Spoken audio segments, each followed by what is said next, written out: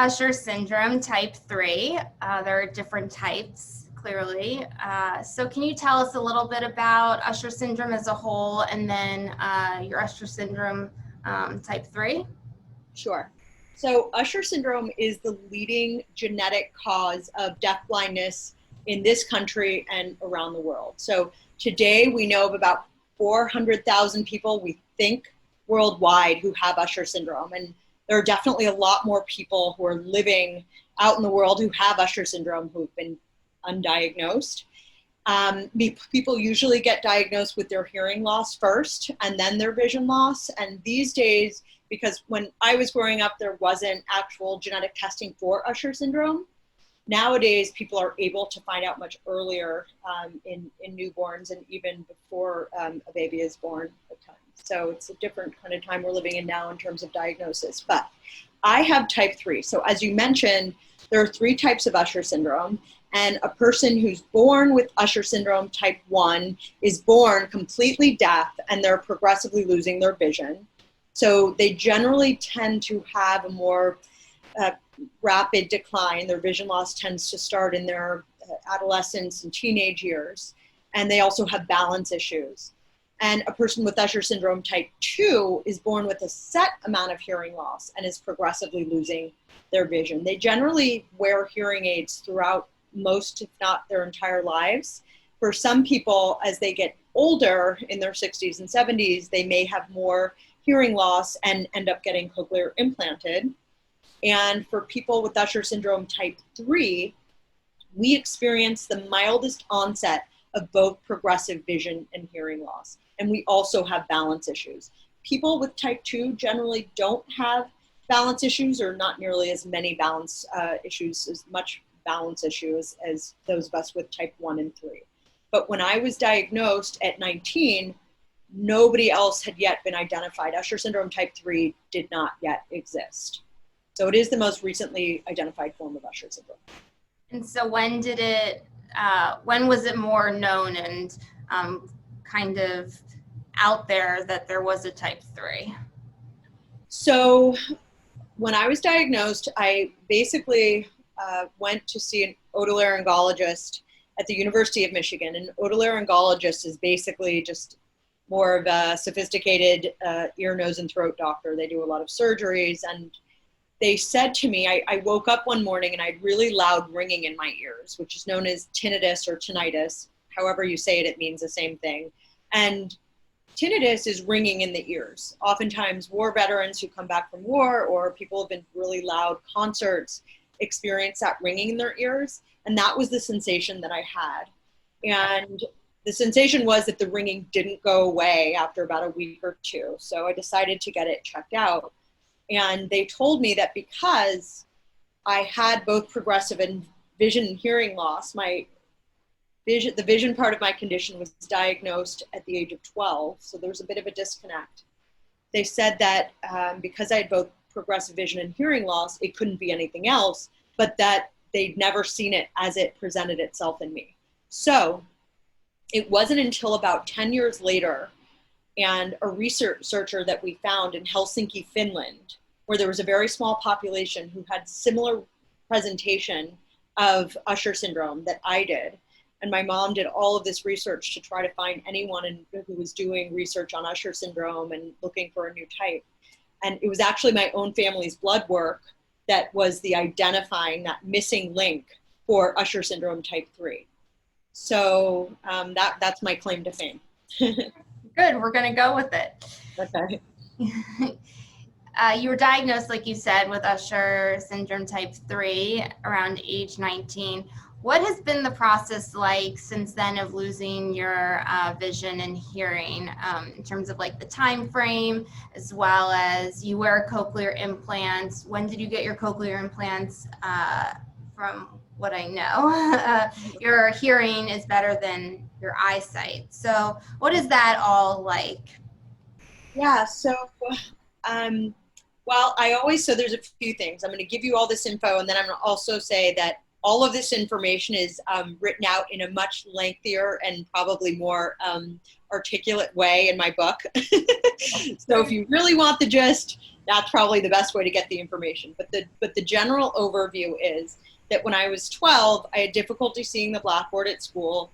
My dad took me to an optometrist. The optometrist said there was something in the back of my eye, that his equipment wasn't sophisticated enough to identify what it was. So they sent us to other medical centers, Stanford and UCSF, which is in the San Francisco Bay Area where I grew up. And so they did all of these tests on me. And of course, I was 12 and I thought, God, all of these tests just to get glasses. And it turns out that both UCSF and Stanford confirmed that I had a retinal degenerative condition called retinitis pigmentosa, or RP. And they were told that by the time I was an adult, likely by the age of 30, I would be completely blind. So that was the first part of my diagnosis. Now, I had what was called a cookie bite of hearing loss when I was younger, and we didn't quite know why. We thought it was because I had frequent ear infections, and that I took different ear infection medications, and that maybe that had a long-term effect on my overall hearing. But it turns out that that cookie bite of hearing loss, that really didn't need to be amplified so much with assistive hearing devices. That was actually the early signs of Usher syndrome that hadn't quite been recognized. I used to watch the TV out of my left eye. And so I always sort of watch, even to this day, I watch the TV like this. It's like a habit I formed. And at the time when I was young, we thought it was just sort of a funny quirk. And what we came to realize is that my left ear was always my stronger ear. So I was, unconsciously sort of bringing my left foot forward or cocking my head to the right so that I could hear better from my left side. So I did experience a little bit of difficulty, or more difficulty with hearing, I think, in high school. I think we thought because I was taking harder classes, or that I had a teacher who mumbled, that maybe that was why I needed to wear the hearing aid. But for me, I think even if my mom had some questions about whether this was Usher syndrome, I hadn't made that connection yet. And I certainly hadn't really known that that was even a possibility. So by the time I was a sophomore in college, I was at the University of Michigan, and I woke up with that really loud ringing. It wasn't until for me personally, that I officially heard going deaf and blind until I was about 19. Yeah. And so as far as living with it now, so a normally sighted person has 180 degrees of vision when looking straight ahead. And I have somewhere between about 10 and 15 degrees. I think it's probably a little closer to 10. I have my central most vision. So I oftentimes encourage people to make O's around their eyes and sort of look around. And that's the most rudimentary way I can try to give you a sense of what my vision is like. People with Usher syndrome or RP, or both.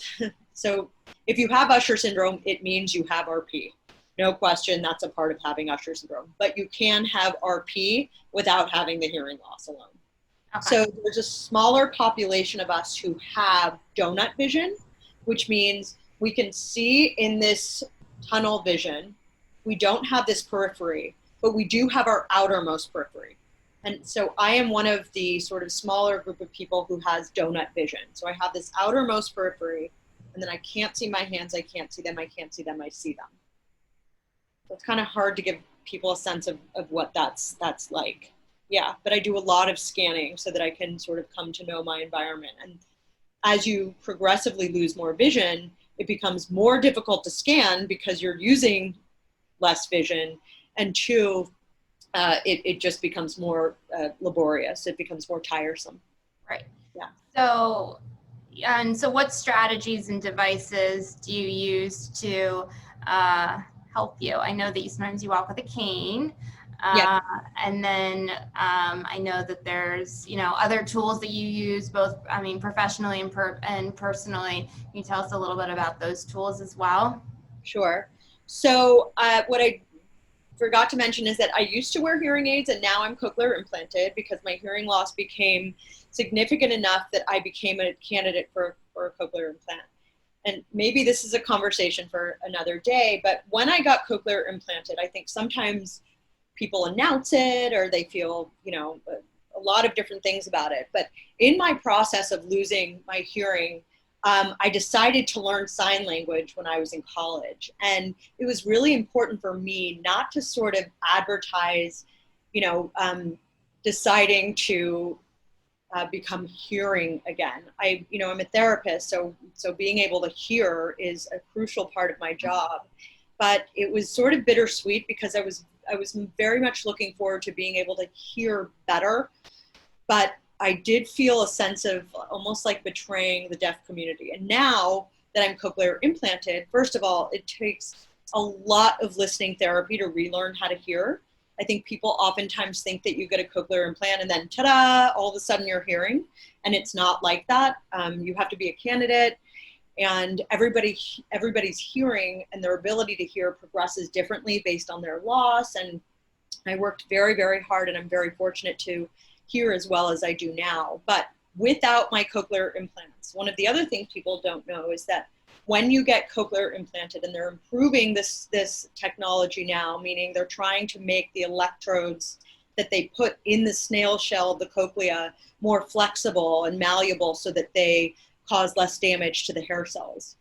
But when I decided to get cochlear implanted in 2013 on the right side, and then 2017 on the left side, I was deciding to give up my residual hearing. So now when I take my implants off, I am completely deaf. And there's a few things. First of all, it is incredible. It is like silence is my religion. I definitely, when I would come home before and I had hearing aids, I would take them off. But I have to say that being able to be deaf has been, and not hear, has been one of my saving graces, particularly living in New York City. So yes, so I use a cane, a blind person's cane. And I wish I had it here with me because I would show you, but I do use a cane mostly at night, but it just, I use them at the airports now because of COVID. We're not really traveling so much. But I definitely use my cane, and that's that whole process of coming to terms with and starting to use my cane, and I think that's one of the biggest things people with vision loss struggle with, is deciding when to use their cane, because most people who are legally blind and then need to start using a cane end up using it anywhere between about 5 and 12 years after they actually need to start using it, which is a pretty long period of time of sort of struggling and everything that you go through. So I also invert my colors. I much prefer everybody. I think that's why they created dark mode and night shift, to sort of reduce the glare that you get from screens. So I invert my colors. I prefer to have yellow on black or white on black generally for my font, and I enlarge my font too. So, I mean, it just depends on where I am, but I can tell you, when you live with vision and hearing loss, you are constantly using not only official technology and whatever it is, devices that you need to adapt, you also become creative and have to make ways of making things work, because there is so much that you go through on a daily basis that it's difficult to accommodate for.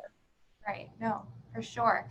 So hearing and vision obviously are impaired. So how much do you rely on your other senses? So your taste, your smell, and then in addition, actually, like touch. Yeah. So it's interesting. I mean, it's sort of become like an inside joke between my close friends and my family about how strong my sense of smell is, and my taste. And I think that as I've continued to lose vision and hearing, my sense of taste, and therefore my the diversity or the range of food that I eat, has sort of actually gotten smaller, because I've never been a big meat eater, even though I know that it would be good for me to get the iron and the protein. And so I try to have some, but meat tastes very fleshy to me. Smells, for instance, when I go to my brother's house, and I don't visit that often, but when I am able to go, the first thing he'll have me do is go to his fridge and put my nose in there to tell him what's gone bad, like to smell. That's so cute. It smells like something's gone bad, but I'm not sure what it is. And because my sense of smell is so strong, I can identify what it is like that. I have a very weird ability to recognize perfumes and colognes, which is a useless skill, unless it's like a party trick that you want to use. And I think my sense of touch, I rely very heavily on. And, I think that particularly for people in the deafblind community has been very difficult during COVID, not to mention the masks for people who are lip readers. That's a whole other issue. But I think that we rely so heavily on our touch to orient ourselves to our environments that that is something that I am very grateful to be able to have been able to strengthen my sort of sense of touch. Yeah. Yeah, touch is clearly important, and it's obviously more important for you than a normal person, for sure. You are an inspiration to others. You are an extreme athlete, a psychotherapist, an author, a group fitness instructor, disability advocate. How have you always, pushed forward? 'Cause there's clearly been difficult times along the way. So how do you always push forward, have such a positive outlook, gotten to a place of acceptance? So, it's interesting because when people ask me how I maintain such an upbeat or positive attitude, I think they see this very sort of, short period of time where I'm, usually on good behavior and I'm not snarky and I'm, not feeling all the stress of life. But I will tell you that there's a couple ways in which I stay so upbeat and positive. One of which is I have a tremendous sense of urgency. And I think that people oftentimes, we want to say, oh, I don't feel a sense of urgency. I live in the present, I just want it one day at a time, which absolutely is how I live my life. But there are not things in my life that I think about doing, that I ponder, that I wonder how I'm going to be able to get done. Like when I think of something and I want to do it, I do it. Because I certainly am at the best of my abilities, vision and hearing wise now. And it's not getting better. Things are not going to get easier. So I do feel that sense of urgency. There are so many things I want to do. I almost wish that the people who struggle with, ambivalence and not feeling motivated or having any drive for a day or even like a few days could live with the urgency you feel when you have a condition that's causing you to lose two of your primary senses. And I think it really changes your perspective. It's incredibly humbling. It's infuriating, it's exhausting, it's exhilarating, it's so meaningful. Mm-hmm. And those are so many of the pieces of having Usher syndrome that really drive me.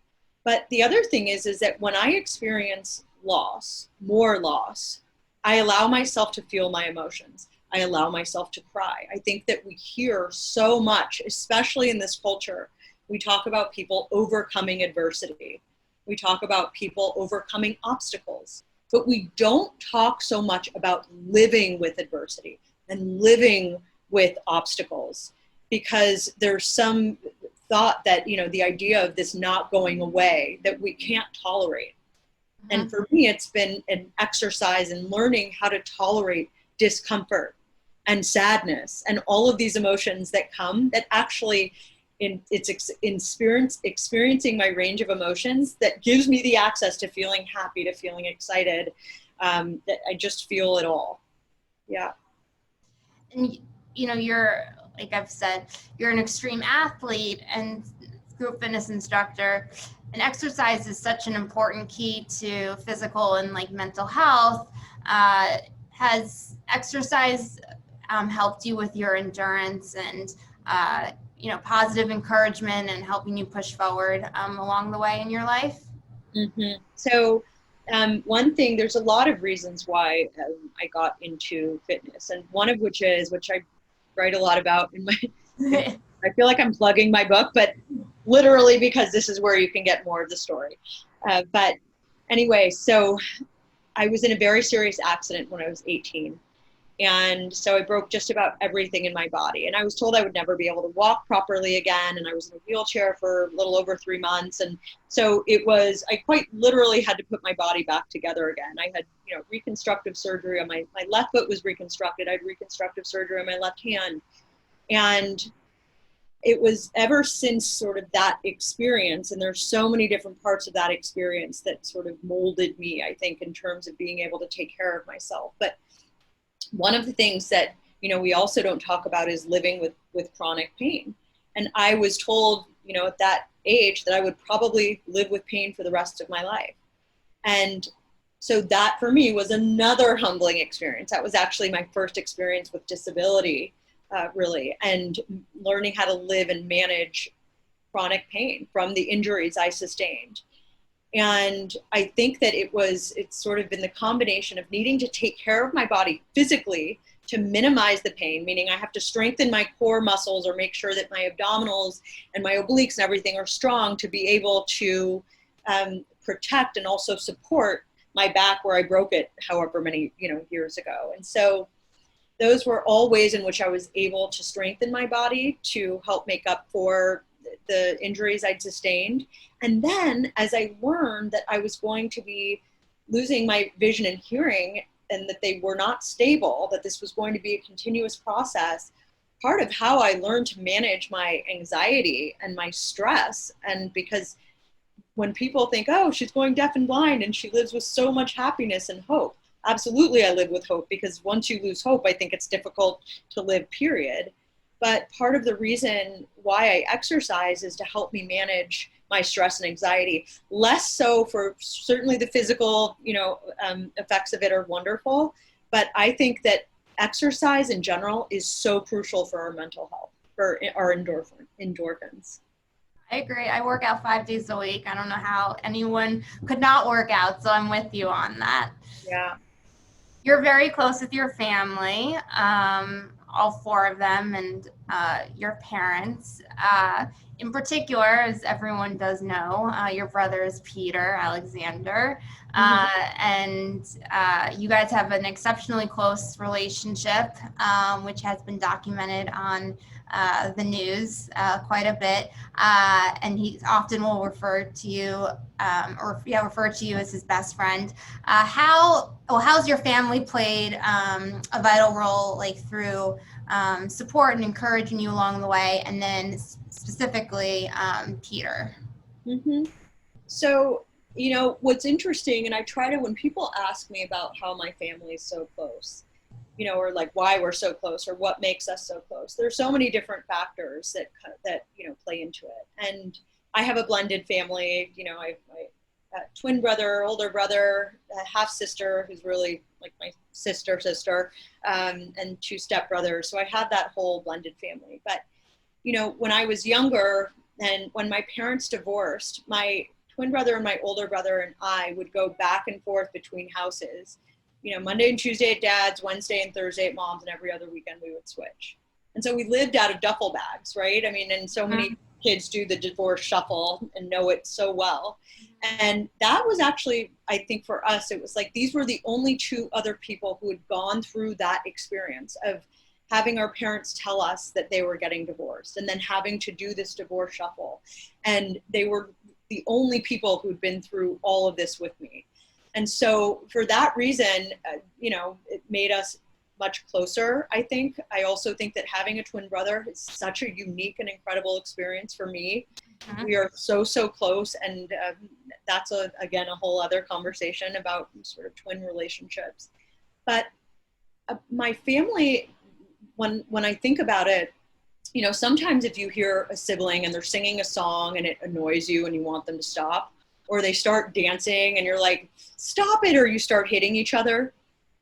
When I was growing up, if my brother started singing a song or my other brother, you know, started like clapping and doing a funny dance, we wouldn't yell at him and tell him to stop.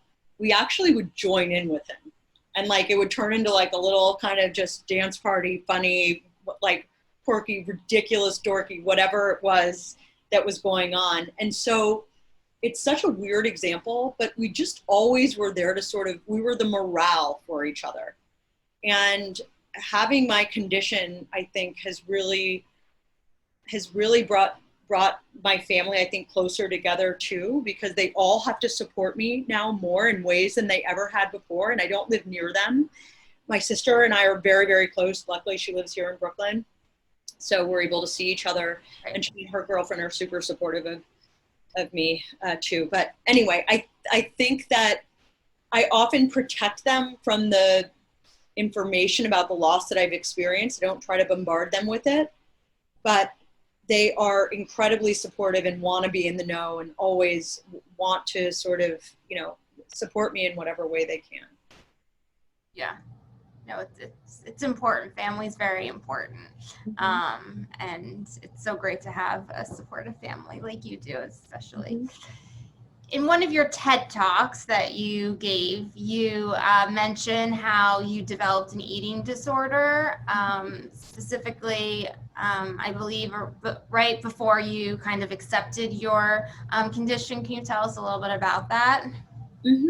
So I think that, like many young women, and also men now too, but who go off to college, it's such a huge change in our lives. Like, there's so much happening and we have so much more independence than we did before, but we still are, rely so heavily on our caretakers, our parents, or our loved ones, or whoever raised us. And so trying to navigate between this totally new existence to what we used to have. I had a very serious high school boyfriend, so that was a huge support system for me that I no longer had in college. So it was just such a time of transition, I think, for everyone, and just kind of figuring out who you are in this new environment. And I also then, on top of all of that, received my diagnosis.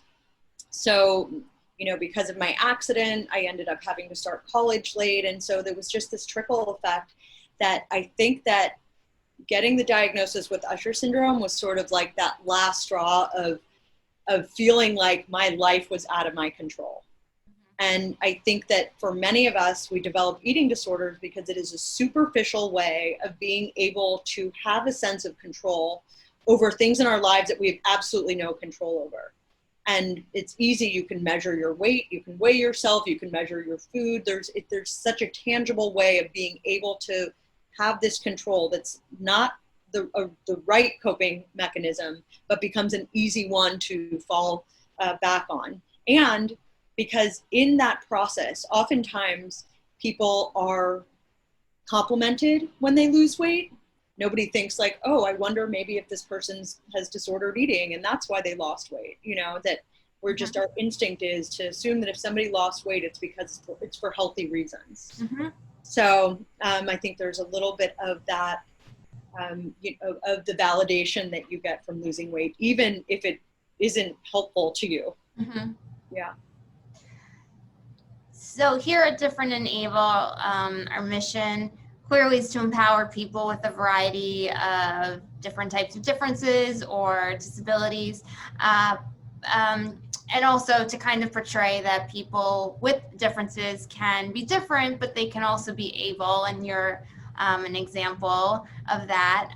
What do you think the stigma around disabilities and ableness is right now, and have you seen it change throughout the years? I think it's like everything, that there has been progress made and we still have a very long way to go. But I think that when we talk about, and I often see sometimes, because I understand the frustration and I think the isolation that a lot of people with disabilities feel, and not everybody has the resources or the means or the support system that they need in order to live meaningful and fulfilling lives if they have a disability. But it takes a lot of work to have a disability, and it takes a lot of work to be able to have a hope or a positive attitude with a disability. I think we have to focus on the things that we are doing, that are working, the changes that have been made. Because in general, I think that people are motivated to continue changing and evolving and developing, technology or accessible features or devices when they see the impact that the devices they've created, the technology they've created, has had on sort of the greater population. And for instance, I reached out for a long time and worked very hard, and then partnered with the Foundation Fighting Blindness to reach out to Peloton, which has become huge in COVID, because, you know, people can't go to the gym, so they want their bike at home.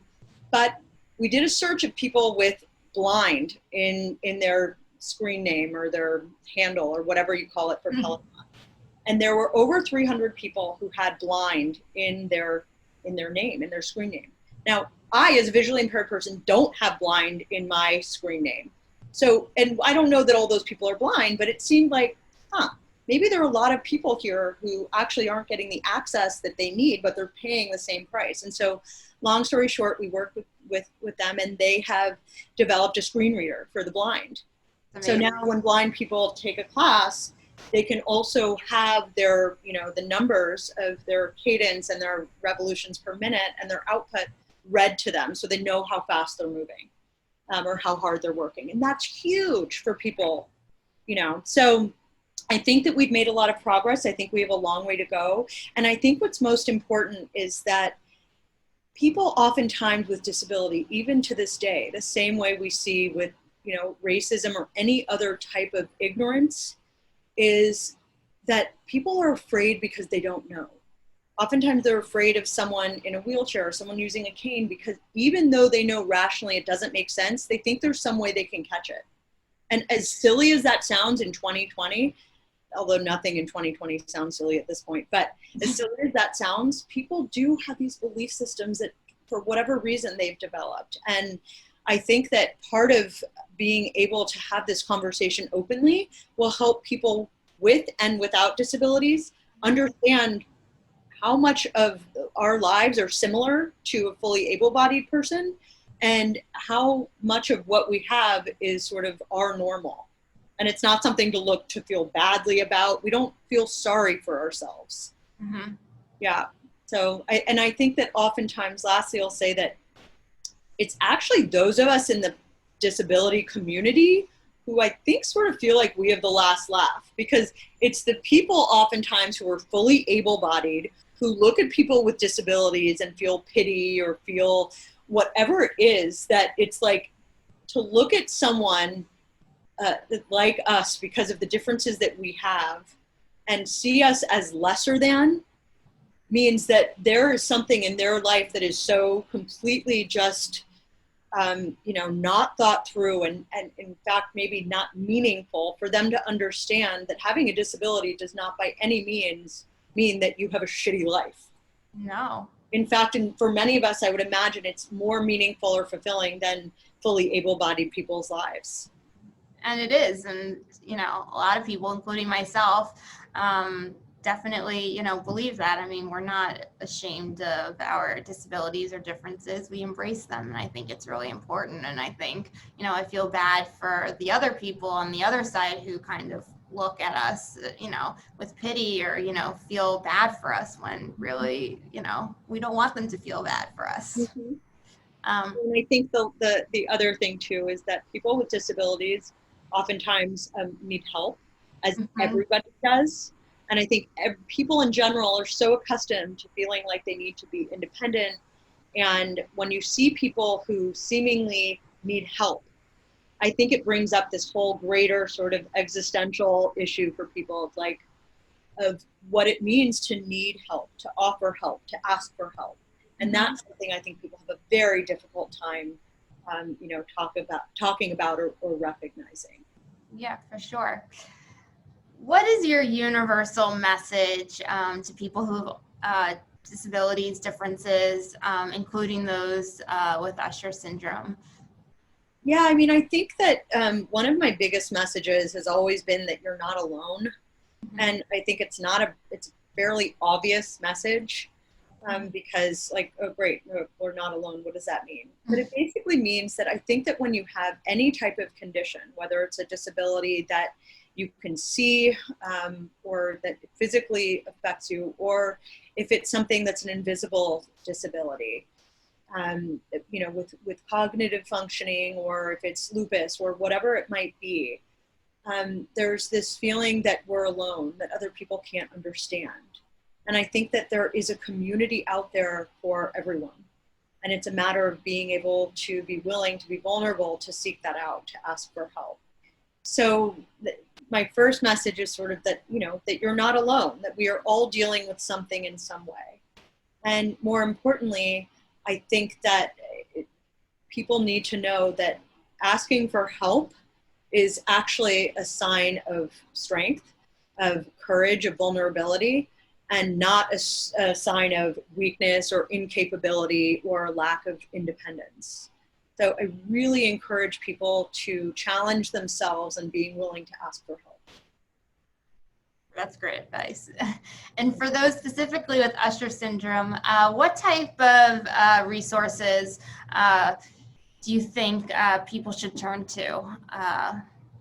Yeah, so I think that if they go to the Usher Syndrome Coalition, they have tremendous resources about anything from what research is being conducted for which types of Usher syndrome, what institutions across the country and around the world are doing research on Usher syndrome. They have information about accessible websites, and that's really the community umbrella. So that's the Usher Syndrome Coalition.